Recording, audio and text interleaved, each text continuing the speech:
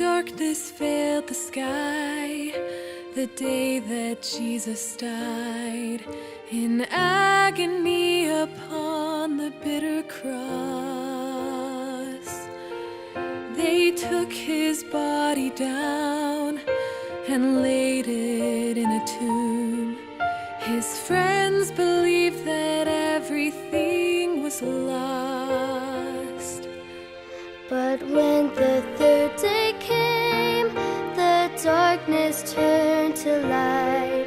For Mary heard her name and saw the living Christ risen to set the captives free. Risen to ransom you and me, to bind up every broken heart, to conquer death and sin. Risen to bring us home again.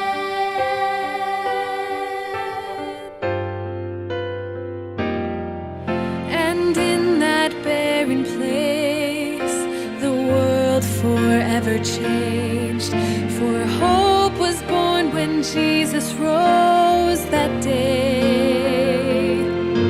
And still his wounded hands reveal the love he has for every fallen soul he came to save. And he